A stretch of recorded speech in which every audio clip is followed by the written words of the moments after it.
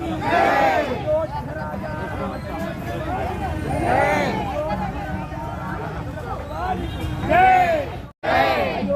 राजा रामचंद्र भगवान की जय। अयोध्या राजा रामचंद्र भगवान की जय। सीता माई की जय। सीता माई की जय। गण प्रभु की जय। गण प्रभु की जय। पवन सुता हनुमान की जय। पवन सुता हनुमान की जय। जय श्री राम। जय श्री राम। जय श्री राम। जय श्री राम। जय श्री राम। श्री राम। जय श्री राम। जय श्री राम।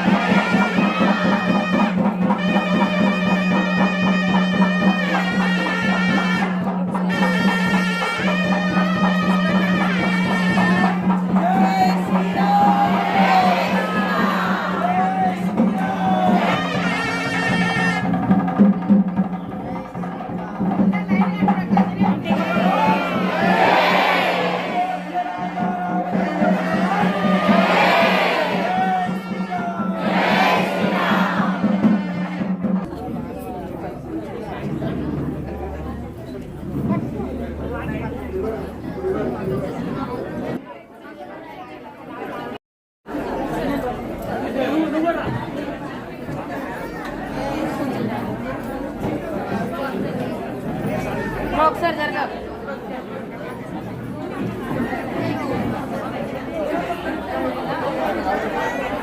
అయ్యో అంటే ఇక్కడ పెట్టారా థ్యాంక్ యూ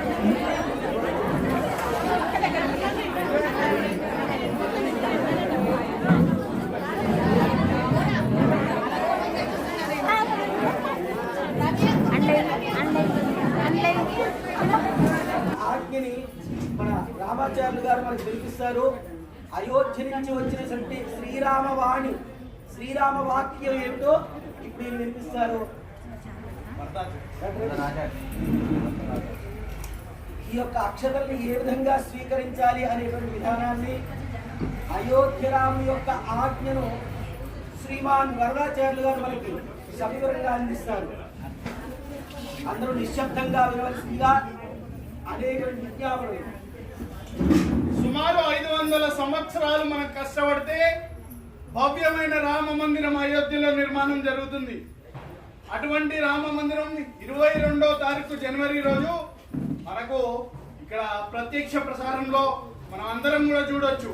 అందరం అక్కడికి వెళ్ళలేకపోయినా కూడా ఇక్కడ ప్రత్యక్ష ప్రసారంలో చూడొచ్చు. అటువంటి భవ్యమైన రామ మందిరం నుండి మనకు అక్షింతలు రావడము చాలా అదృష్టం.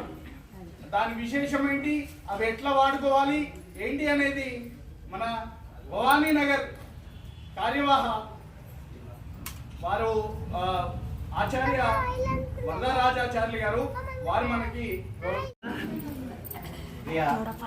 భగవద్ బంధువులారా, రామ భక్తులారా, ఇందాకే రాముగారు చెప్పినట్టుగా 500 సంవత్సరాల క్రితం చేశారు, ఆత్మ బలిదానాలు చేశారు, ప్రాణత్యాగాలు చేశారు. అయినప్పటికీ ఇంత హిందూ రాజ్యంలో కూడా మన రాముని యొక్క ఆలయాన్ని మనం కట్టుకోలేనటువంటి దుస్థితి మనకు దాపురించినటువంటి పరిస్థితుల్లో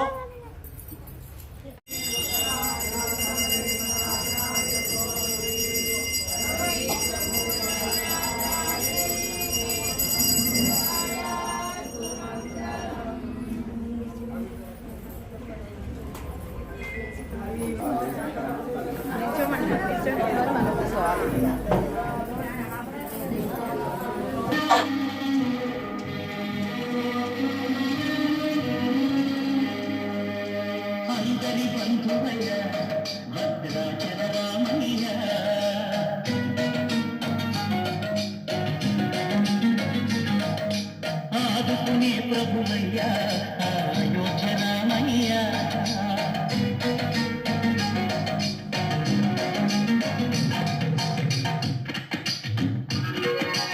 అందరి బంధువయ్యా భద్రాచల రామయ్యా, ఆదుకునే ప్రభువయ్యా అయోధ్య రామయ్యా, చేయూతనిచ్చేవాడయ్యా మా సీతారామయ్యా, చేయూతనిచ్చేవాడయ్యా మా సీతారామయ్యా, కోటలు తీర్చేవాడయ్యా కోదండ రామయ్యా, అందరి బంధువయ్యా భద్రాచల రామయ్యా, ఆదుకునే ప్రభువయ్యా అయోధ్య రామయ్యా.